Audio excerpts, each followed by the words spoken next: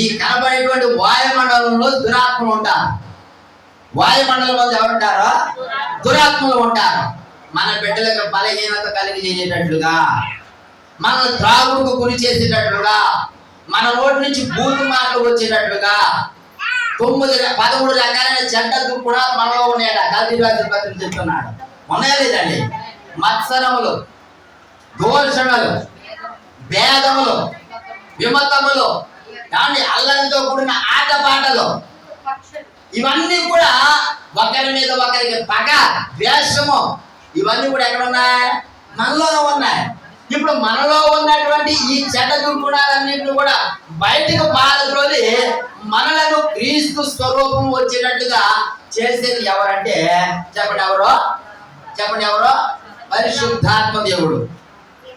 ఇప్పుడు చిన్న మాట చెప్తున్నాను. ఆ చెల్లికి వివాహం కుదిరింది. ఇప్పుడు ఆ చెల్లిని వివాహము పెళ్లి కుమారుని తీసుకొచ్చి కూర్చోబెట్టాము. ఎక్కడ కూర్చున్నాడు పెళ్లి కుమారుడు? ఆ చెల్లి ఎక్కడ ఉందంటే విడిది గదిలో ఉంది. ఎక్కడ ఉందమ్మా? అంటారా అక్కడ విడిది గది అని? అందరూ చెప్పండి, అంటారా? విడిది గది అంటారు. విడిది గదిలో జరిగేది ఏంటో తెలుసా? పెళ్లి కూతుర్ని అలంకరిస్తారు. పెళ్లి కూతురు ఏం చేస్తారు? పెళ్లి కూతుర్ని అమ్మ విడిది గదిలో పెళ్లి కూతుర్ని అలంకరిస్తారు. ఎవరి కొరకు? చెప్పండి, ఎవరి కొరకు? పెళ్లి కుమారుడు కొరకు. ఇప్పుడు మనం ఎక్కడున్నామంటే విడిది గదిలో ఉన్నాం. మనము ఎక్కడున్నామమ్మా? ఇదంతా ఏంటంటే విడిది గది. భూలోకం అంతా కూడా ఏ గది? ఇది విడిది గది. పిల్లరా, ఈ విడిది గదిలో ఉన్నటువంటి నిన్ను పెండ్లి కుమార్తెగా ఆయన అలంకరిస్తూ ఉన్నాడు. ఎవరైనా? పరిశుద్ధాత్మ దేవుడు. దేవుడికి స్తోత్రం చెప్పండి. ఎవరు అలంకరిస్తున్నారు మనల్ని? పరిశుద్ధాత్మ దేవుడు అలంకరిస్తూ ఉన్నాడు. మన మీద ఉన్నటువంటి ప్రతి విధమైనటువంటి లోక సంబంధమైన క్రియలన్నింటిని కూడా మన నుంచి తప్పించి, ఏమన్నా లోక సంబంధమైన క్రియలు వాక్యం చూడండి ఒకసారి. రోమపత్రిక 8వ అధ్యాయం 9వ వచనం. రోమపత్రిక 8వ అధ్యాయము 9వ వచనం చూడండి.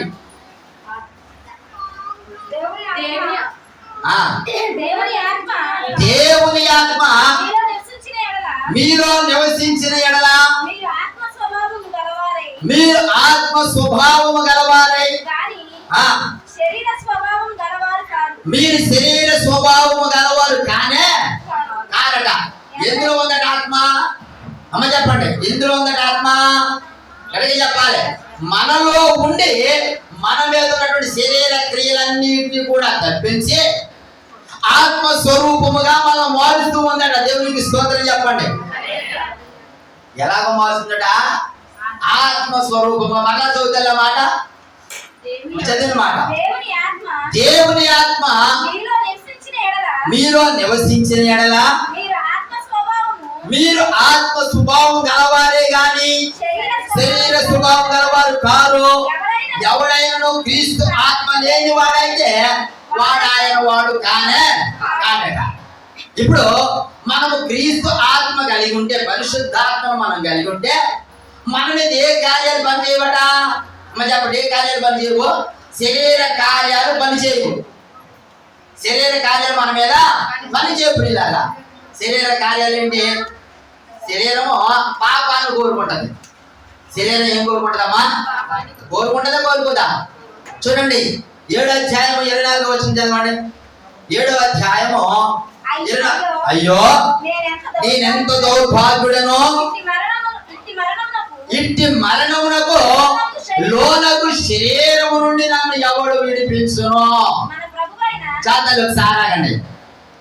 ఈ శరీరం అట మనం ఏం చేస్తుంది? మరణానికి తీసుకెళ్ళిపోతూ ఉంది. తీసుకెళ్తుందా లేదా? అమ్మ మీరు చదివిన లేఖన భాగం ఉందా లేదా? ఈ శరీరం మనం ఏం చేస్తుందంటే మరణాన్ని తీసుకెళ్తుంది. పాపము చేయమని, పాపం ఆలోచించమని.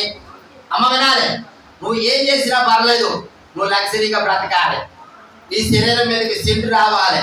నువ్వు ఎలాగైనా బ్రతుకు, ఎలాగైనా ఆలోచించు.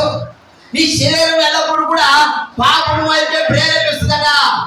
మరి పరిశుద్ధాత్మ దేవుడు మనలో ఉండి ఏ వైపు నడిపిస్తాడో ఆత్మ సంబంధమైన కార్యముల వైపు. దేవునికి స్తోత్రం. నువ్వు అది చేయకు, నీకు ఆశీర్వాదములు రావు. నువ్వు ఆ కార్యం చేయకు, అది చేస్తూ నరకానికి వెళ్ళిపోతావు. నువ్వు ఇలా నడవాలి, ఇలా బ్రతకాలి. భూమి మీద ఉండేది కొద్ది కాలమే. ఇందాక చెల్లెలు వాక్యం చదివారు. వాక్యం చదువుతూ ఉన్నప్పుడు అందులో మాట మనము ఎగిరిపోదుము అని ఉంటది. అక్కడ భూమి మీద మనుషుని యొక్క ఆయుష్ కాలం ఎంత ఉంది? అక్కడ 70 సంవత్సరాలు. అధిక బలం ఉన్న ఎడలా అంటే 80 సంవత్సరాల తర్వాత ఏం జరుగుతుందంటే మనం వెళ్ళిపోవాలి. ఎక్కడికి వెళ్ళిపోవాలి? మీరు చదివిన లేఖన భాగంలో మొదటి 2 వచనాలు చదవండి.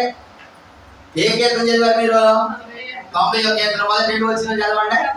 ప్రభువా తరతరముల నుండి మాకు నివాస స్థలము నీవే. ఒకసారి ఆగుతుంది. తరతరముల నుండి మాకు నివాస స్థలము. ఎవరంట మన నివాస స్థలము? అంటే భూలోకము కానే కాదు. మన నివాస స్థలం ఎక్కడ? పరలోకం. అంతేనమ్మా? మన నివాస స్థలము పరలోకమైనప్పుడు మనకు వివాహం జరిగేటువంటిది మధ్యాకాశమైనప్పుడు, వివాహం జరిగిన తర్వాత మనం నివసించే స్థలం పరలోకమైనప్పుడు, విడిది గదిలో ఉన్నటువంటి ఇక్కడ మనలను పెళ్లి కుమార్తెకి సిద్ధపరచడానికి పరిశుద్ధాత్మ దేవుడు మన మధ్యలో ఉండి శరీర కార్యముల నుండి మనకు విడుదల కలిగజేసి ఆత్మ సంబంధమైన కార్యం వైపు ఎందుకు నడిపిస్తూ ఉన్నాడంటే, మీరు ఎంత చదివారు కదా 7:24 రోమపత్రికలో, అయ్యో ఇంటి మరణములకు లోనగు ఈ శరీరము నుండి నన్ను ఎవడు విడిపించును? అవునండి, ఇంటి మరణము. ఏ మరణం అది? నరకము, పాతాళ లోకంలో ఉండే వేదన. అట్టి మరణానికి లోనయ్యే ఆ శరీరం నుండి, ఆ మరణానికి గురి చేసి ఆ శరీరం నుండి విడుదల కలిగేసేవాడు ఎవడునూ లేడట. మరి ఎవరున్నారు అంటే కేవలము క్రీస్తు రక్తము ద్వారే. ఇప్పుడు క్రీస్తు రక్తము ద్వారా కడగబడిన నీవు ఎవరికి జనమై ఉన్నావు? దేవునికి స్వజనమై ఉన్నావు. అబ్రహాం ఏమన్నాడు? ఎలియాజరును పిలిచి నా స్వజనుడి దగ్గరికి వెళ్ళి నా కొడుక్కి అన్న ఎవరికి? ఇస్సాకుకి వివాహ సమయం వచ్చింది కనుక పెండ్లి కుమార్తెను తీసుకురా నాయన అని అన్నాడు. అన్నాడా లేదా? అమ్మ వినాలందరూ కూడా అన్నాడా లేదా? అన్నప్పుడు ఎలియాజరు ప్రయాణమై వెళ్ళాడట అబ్రహాం యొక్క స్వజనుడి దగ్గరికి. ఇప్పుడు పరిశుద్ధాత్మ దేవుడు మన దగ్గర ఉన్నారు. ఎందుకు నాకు తెలుసా? క్రీస్తు రక్తము చేత ఎవడైతే కడగబడతాడో వాడిని, అంటే వాడు అన్నాకాడ స్త్రీని కూడా పెట్టుకోవచ్చు, వారిని. అర్థమైందా నీకు? ఇక్కడ పరలోకంలో లింగ భేదం ఉండదు. మరలా నీకు అర్థమైంది అన్నమాట. పురుషుడు అని స్త్రీ అని ఏముండదు. అక్కడ అందరూ ఒకటే. ఆత్మ సంబంధమైన ఆత్మలే తప్ప మరి ఏమి కూడా అక్కడ కనబడే శరీరం కనబడదు. అంత మహిమ శరీరాన్ని మనము ధరించుకుంటాం. అక్కడ ఆ విషయం మనం ఆలోచన చేస్తే కనుక మనల్ని సిద్ధపాటు చేయడానికి పరిశుద్ధాత్మ దేవుడు భూమి మీద ఉంటే కొన్ని రకాలుగా, ఇప్పుడు మీకు కొన్ని మాటలు చెప్తున్నాను. ఏంటంటే కనుక ఒకటి సిద్ధపాటు చేస్తాడు, 2 శక్తితో నింపుతాడు, 3 చెప్పాలి 3 ఏం చేస్తాడు? శత్రువుని జయించేటట్లుగా మనలోనే ఉంటాడు ఆయన. 4 సరి అయిన సత్య మార్గంలో నడిపిస్తాడట. ఏ మార్గంలో? చూడండి, ఒక మాట చూపిస్తాను. యోహాను సువార్త 16:13 వచనం. యోహాను రాసిన సువార్త 16:13 వచనం. అయితే ఆయన అనగా సత్య స్వరూపియగు ఆత్మ వచ్చినప్పుడు ఏ సత్యంలోనికి అమ్మా? సర్వ సత్యంలోనికి. యేసు ప్రభువు వారు భూమి మీద ఉన్నప్పుడు చక్కగా ఆయన గురించి 3 మాటలు చెప్పారు. ఏమని? నేనే అని చెప్పండి. నేనే. రెండోది సత్యము జీవం అన్నాడు. అంటే పరిశుద్ధాత్మ దేవుడు ఎందుకు నడుపుతున్నాడట? సత్యంలో నడుపుతున్నాడు. సత్యము అనగా ఎవరు? యేసు ప్రభువు వారు. మీకు అర్థమైందండి? నేనే సత్యమని యేసు ప్రభువు వారు చెప్తున్నారు. ఆ సత్యమైనటువంటి యేసు ప్రభువులోనికి నడిపించడానికి పరిశుద్ధాత్మ దేవుడు మన మధ్యలో మనలోనే ఉన్నారు. దేవుడికి స్తోత్రం చెప్పండి. ఇప్పుడు మీకు అర్థమవుతుందా పరిశుద్ధాత్మ దేవుడు ఎందుకున్నారు భూమి మీద? చాలా మందికి అర్థం కాదు. అసలు పరిశుద్ధాత్మ దేవుడు యొక్క ఆ త్యాగం అర్థం కాదండి. పరిశుద్ధాత్మ దేవుని యొక్క శక్తి మన మధ్య లేకపోతే మనము సిద్ధపరచబడ